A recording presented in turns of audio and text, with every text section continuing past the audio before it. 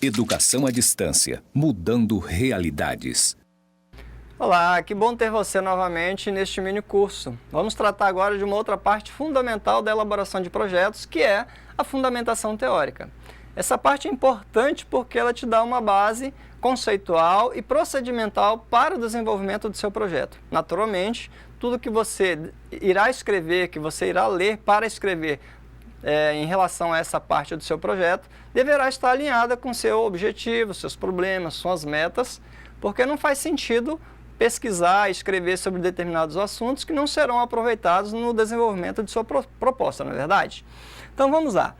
A fundamentação teórica é também chamada de referencial teórico, base teórica ou apenas fundamentação.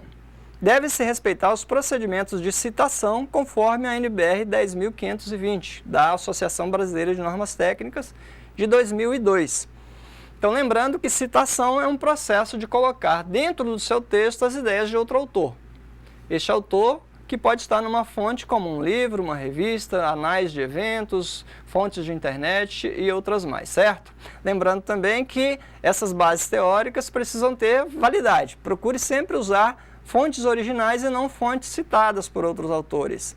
E também atentar-se a não usar fontes de internet que não tenham aquele rigor necessário que caracteriza a qualidade dos textos, como, por exemplo, revisões, correção de linguagem, informações mais precisas e outras características próprias de textos de boa qualidade, certo? Então vamos lá. Há dois tipos de citação, citação direta e citação indireta. A citação direta se caracteriza como cópia integral, no conteúdo e na forma, do texto de outro autor. A referência de autoria pode ser inserida no discurso de quem cita. Então veja um exemplo. Segundo Silva, de acordo com Souza, ou a referência de autoria pode ficar disposta em maiúscula, entre parênteses, após a indicação do autor, né? Souza, por exemplo, ou Silva. Vejam vocês que quando o autor é chamado ao longo da frase, ele fica fora dos parênteses com inicial maiúsculo apenas. Quando o autor é informado apenas no final da sua frase ou no final do seu parágrafo, ele aparece entre parênteses com todas as letras maiúsculas seguidas então de vírgula, ano, vírgula, página, ponto, espaço e o número da página. Todos esses detalhes são importantes. Muita atenção para não ficar colando o ano até a vírgula, colando o número ao ponto da abreviatura de página e assim sucessivamente, certo? Agora, um ponto fundamental em relação à citação direta. Ela pode ser colocada entre aspas dentro do seu parágrafo quando tiver até 3 linhas. Quando tiver mais que 3 linhas, ela deve ser colocada em um parágrafo isolado, com letra menor e com espaço de 4 centímetros em relação à margem esquerda.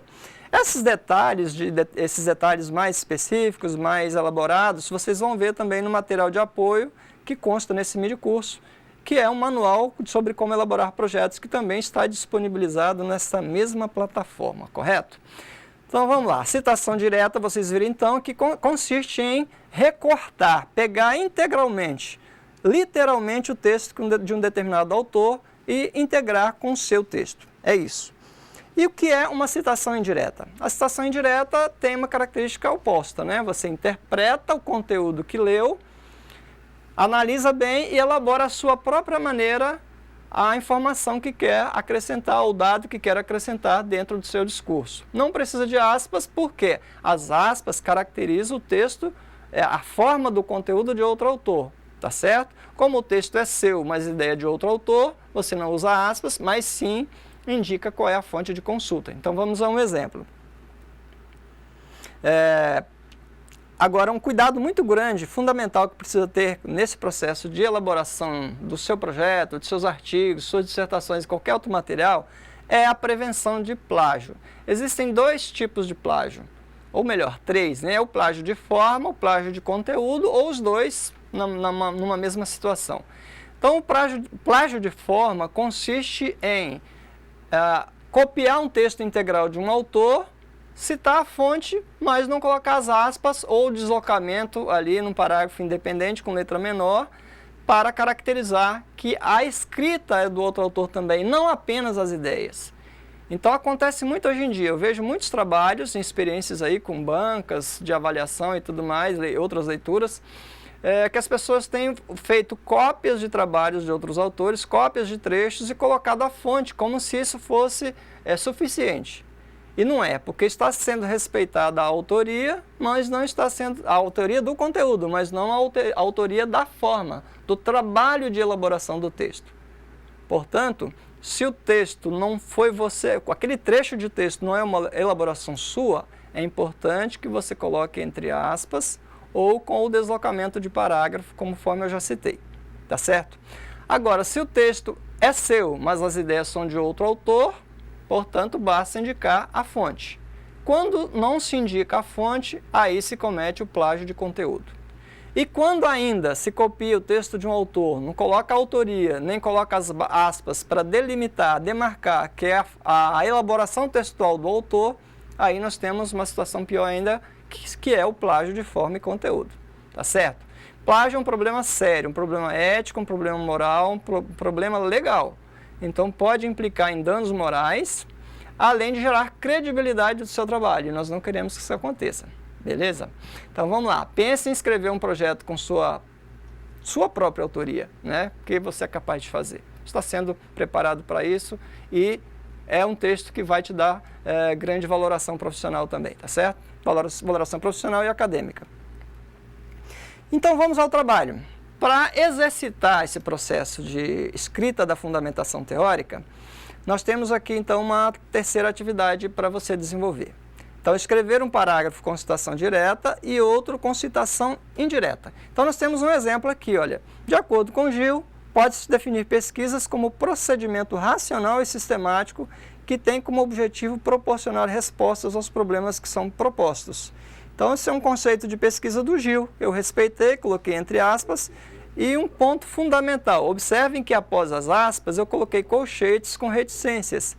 Este recurso é recomendado pela ABNT, na NBR que eu acabei de mostrar, a 10.520 de 2002, é um recurso para demarcar onde começa objetivamente a parte textual do outro autor que você está acrescentando ao seu discurso, tá certo?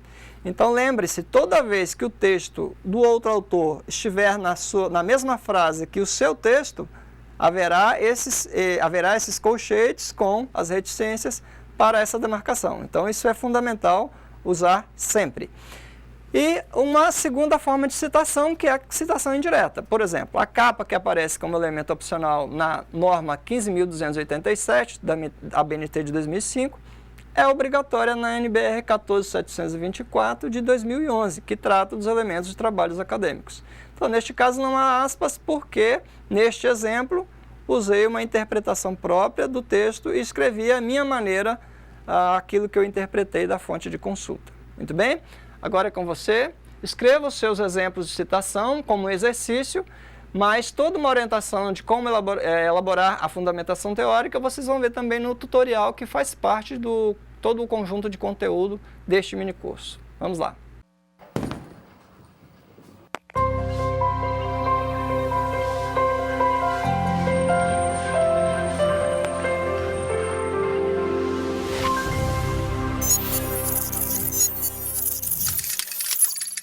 Educação à distância, mudando realidades.